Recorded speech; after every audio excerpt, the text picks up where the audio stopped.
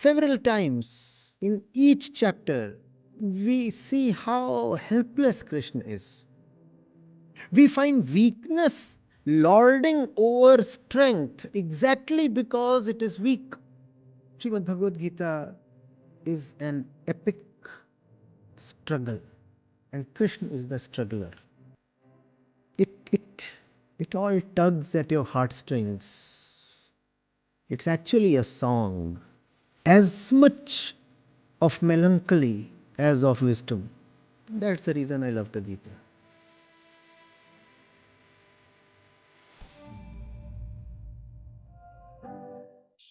Hello, sir. My name is Pritesh, and my question is that can a person live without a belief in God? If yes, then what are the principal guidelines one should follow? You must live your life without any belief. Why just God belief? You see, all beliefs emanate from the same center. Now, please pay attention. If you believe in anything, you will also be forced to believe in God. The belief in God is a logical extension of your belief in so many things. The belief in God is a logical extension of the blind believer himself. Please understand. Let's say there is something that you vaguely experience, correct? You don't have fog in Hyderabad, right? Yes, sir.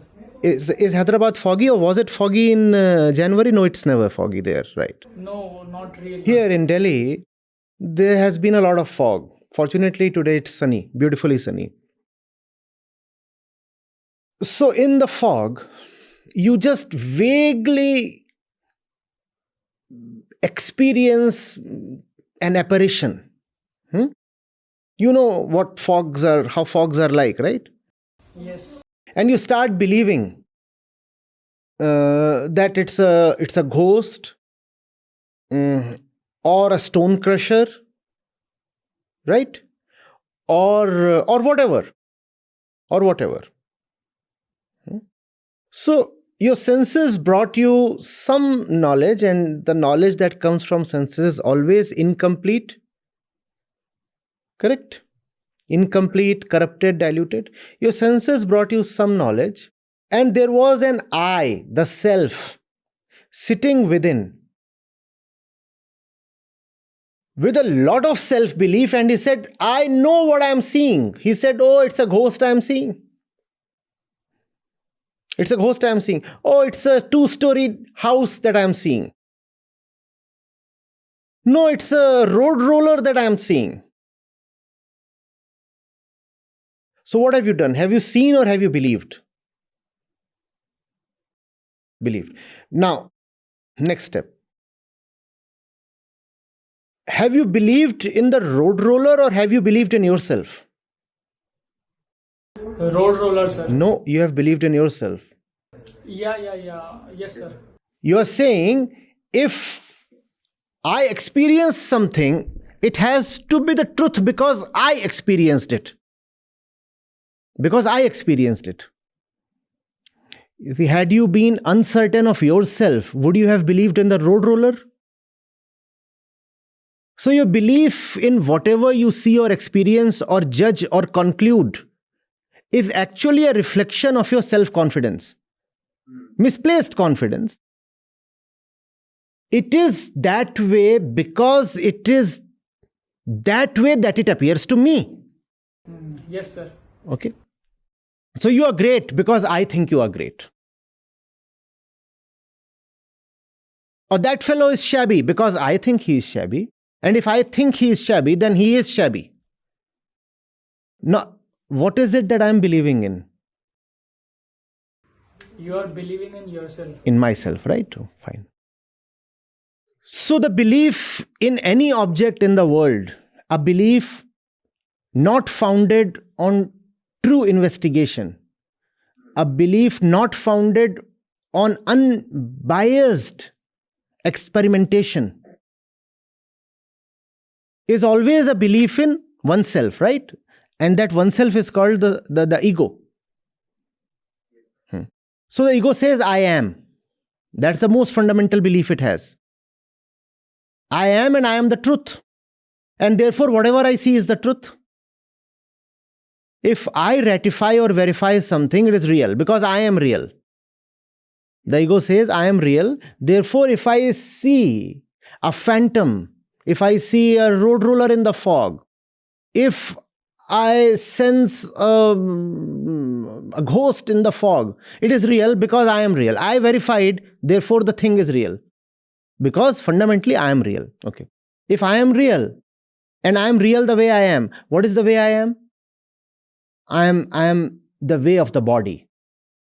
I am this body. I am this organism that walks on two legs and sees with the eyes and hears with the ears, right? And this organism is real. And all that I think about this organism, this entity, is real. Correct? Correct. And the world is real because I perceive it. You see, I am real. Whatever I perceive has to be real. See, if the thermometer is real, then whatsoever is the reading that it gives you, you will believe it, right? Yes. You believe in the 101.2 reading that the thermometer gives you because fundamentally you believe in the thermometer. Correct. Correct? Okay. So the world that I inhabit is real because I am real. If you are real, then the chair has to be real. Correct. Because it would be very absurd. A real person sitting on an unreal chair. So if you are real, then by induction, the entire world becomes real. If you are real, the chair is real. If the chair is real, then the earth the chair is placed on is real. And if the earth is real, then the entire universe is real. And in this real universe, everything is made by somebody. Somebody made the chair. Somebody made the chair. So I am real, and the law of reality is that every real thing is made by somebody. Therefore, there has to be a God. Because every real thing is made by somebody, and that's the law of this real world that this real person lives in. Therefore, there has to be a God. So any belief that you have in anything is actually a belief in God. And any belief is stupid. Because all beliefs come from lack of investigation, and lack of investigation comes from deep fear and a feeling of insecurity. If you are insecure and afraid, then you will not dare to ask questions and investigate. And it is from that fear and insecurity that the concept of God has arisen. Now, God and reality are two different things. God and truth are not the same thing. The mark of religiosity or true spirituality is an abiding faith in the truth. Truth is not a concept, but God is a concept. The religious person lives by the truth, not by his concepts or beliefs. Are you getting it? Yes. If you want to give another name to the truth, that's fine. And if that another name is God, that's equally fine.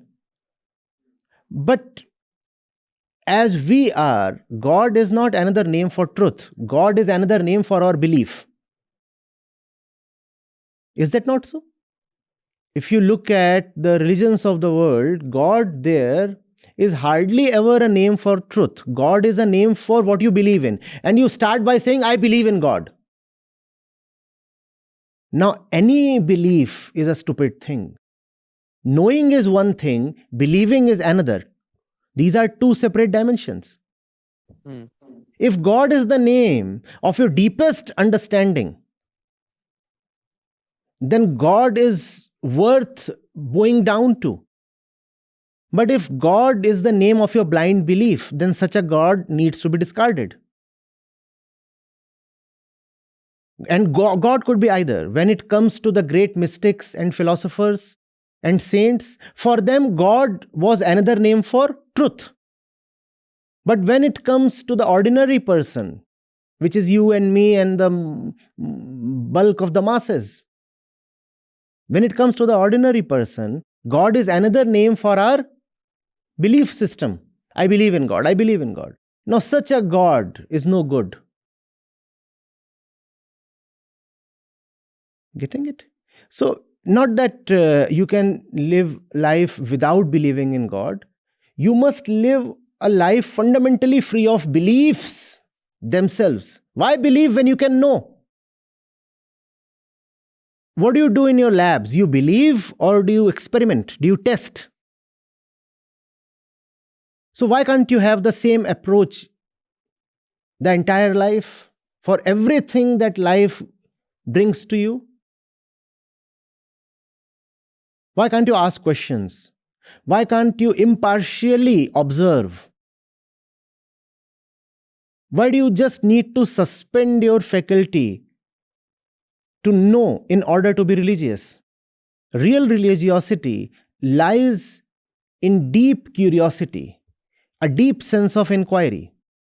And it is from that deep sense of inquiry that the truth emerges. Belief is another name for ego. Truth is the name for freedom from ego. So beliefs and ego go together, and truth and ego do not go together. If you want to keep God in your life, if you want that, then let God be the center of truth in your life. God as stories, God as history, God as concept, God as belief, God as rituals, God as assumption, God as tradition makes no sense and is actively toxic. God as truth is beautiful. Thank you so much, sir. I got my answer.